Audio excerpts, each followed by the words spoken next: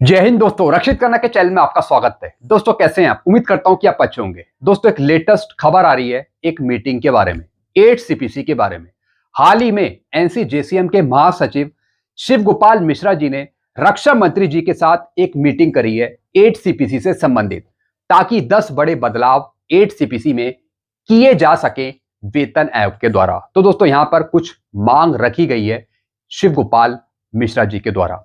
Fitness factor बढ़ाने की मांग रखी है, पेंशन, वेतन या फिर प्रमोशन में बड़ा बदलाव करने के सुझाव रखे हैं शिव गोपाल मिश्रा जी ने रक्षा मंत्री जी के समक्ष। तो दोस्तों ऐसे कौन से 10 बड़े बदलाव हैं जिनकी मांग रखी गई है शिव गोपाल मिश्रा जी के द्वारा, ये मैं आपको समझाऊंगा आज के इस वीडियो में। तो दोस्तों आज का वीडियो बहुत इंपॉर्टेंट होने वाला है, इसलिए वीडियो में आप शुरू से लेकर आखिरी तक बने रहेगा।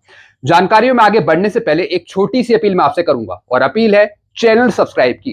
देखने में आया काफी पेंशनर्स हैं जो वीडियो तो देख रहे हैं, लेकिन अभी तक उनमें से कुछ पेंशनर्स ने चैनल को सब्सक्राइब नहीं किया। ऐसे कितने पेंशनर्स हैं?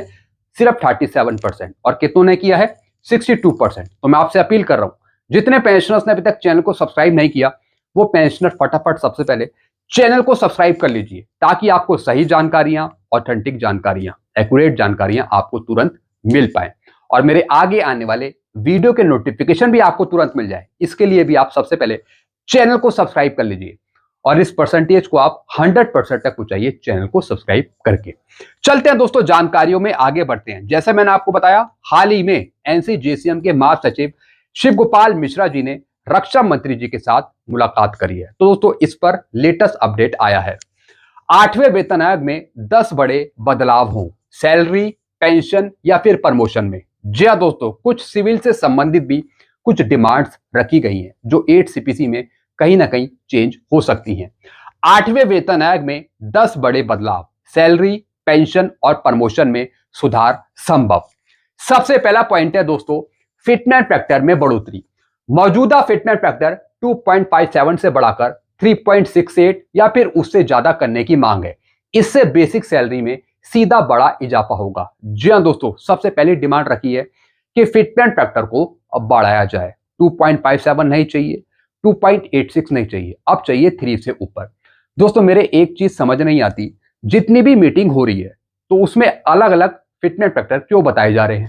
इससे पहले मीटिंग हुई थी तो उसमें 2.86 की डिमांड करी गई, फिर उसके बाद मीटिंग हुई उसमें 3.0 का सुझाव रखा, फिर एक और मीटिंग हुई उसमें 3.25 रखा, फिर अब एक और मीटिंग हुई उसमें 3.68 की डिमांड हो रही है। तो दोस्तों जितनी भी मीटिंग हो रही है उसमें अलग अलग फिटनेस फैक्टर के सुझाव क्यों रखे जा रहे हैं? मेरा यह सवाल है एनसीजेसीएम से या फिर शिव गोपाल मिश्रा जी से। भाई महंगाई को देखते हुए फिटनेस फैक्टर कोई एक तय करा जाए, भले ही वो ज्यादा हो, लेकिन मीटिंग में एक ही फिटनेस फैक्टर बताया जाए। अगर भारत सरकार के साथ, वेतन आयोग के साथ, रक्षा मंत्री जी के साथ अगर आप मीटिंग कर रहे हैं तो एक ही सुझाव रखें फिटनेस फैक्टर का, बार बार फिटनेस फैक्टर चेंज ना करें। नहीं तो दोस्तों सरकार फिर कम ही फिटनेस फैक्टर देगी। सरकार खुद ही कहेगी कि ये तो खुद कंफ्यूज है, अलग अलग फिटनेस फैक्टर बता रहे हैं, तो दोस्तों फिर सरकार, वेतन आयोग कम ही फिटनेस फैक्टर देगा। इसलिए मैं सब संगठनों से आग्रह करता हूं कि जो आप मीटिंग कर रहे हैं सरकार के साथ, किसी के साथ भी कर रहे हैं, तो उसमें सिर्फ एक फिटनेस फैक्टर का सुझाव रखिए। या तो 3 मांग लीजिए, या फिर 3.25 मांग लीजिए, या फिर 3.68 मांग लीजिए, या फिर 2.86 मांग लीजिए महंगाई को देखते हुए। लेकिन बार बार आप अपने फिटनेस फैक्टर चेंज मत करिए, मैं संगठनों से आग्रह करता हूं। तो दोस्तों अब जो ये मीटिंग हुई इसमें फिटनेस फैक्टर चेंज कर दिया, अब बता दिया 3.68 दिया जाए। तो दोस्तों ऐसा ना हो, बाकी आप क्या कहते हैं कमेंट में जरूर बताएगा। तो दोस्तों सबसे पहली डिमांड रखी है कि फिटनेस फैक्टर में बढ़ोतरी करी जाए, अब 2.57 से बढ़ाकर 3.68 दिया जाए। फिर दूसरी डिमांड है न्यूनतम वेतन में बढ़ोतरी। दोस्तों न्यूनतम वेतन में जो बढ़ोतरी है उसकी लिमिट यहां पे बहुत कम कर दी, 18,000 से बढ़ाकर 26,000 या फिर 30,000 तक की करने की मांग उठ रही है। दोस्तों ये भी गलत डिमांड दी है।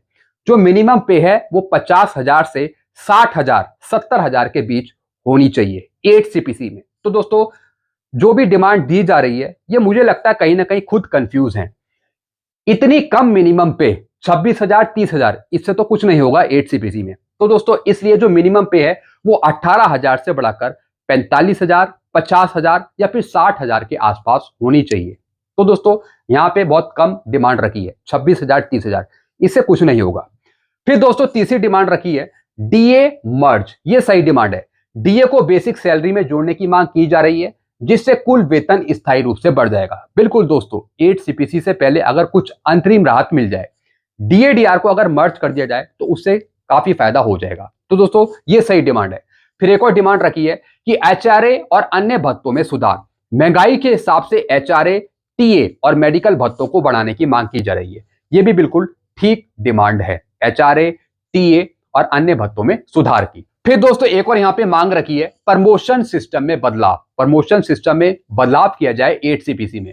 समय पर प्रमोशन और पारदर्शी प्रक्रिया लागू करने की बात की जा रही है, जिससे कर्मचारियों का करियर ग्रोथ बेहतर हो, यानी प्रमोशन सही टाइम पे दिए जाए और प्रमोशन को यहां पे बढ़ाया जाए।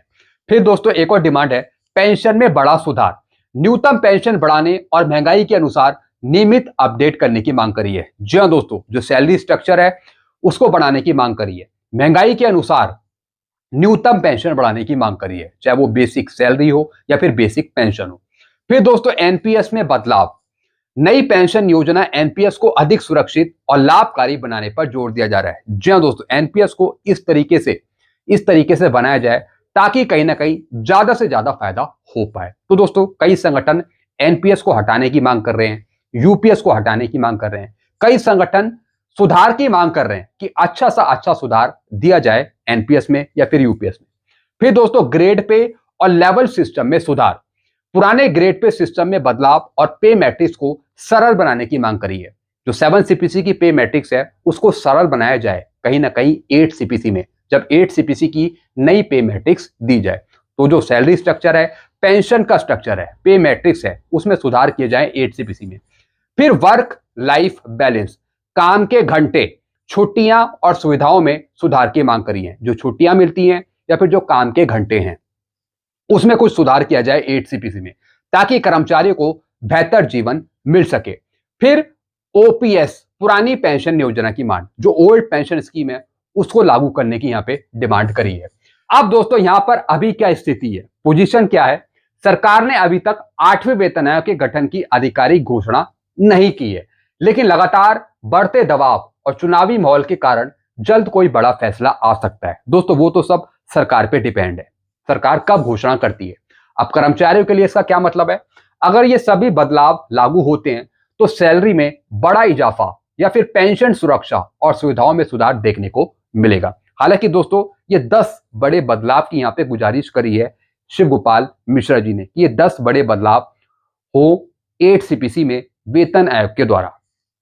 अब दोस्तों इसका कंक्लूजन क्या निकलता है, निष्कर्ष क्या निकलता है? 8वां वेतन आयोग कर्मचारियों के लिए गेम चेंजर साबित हो सकता है।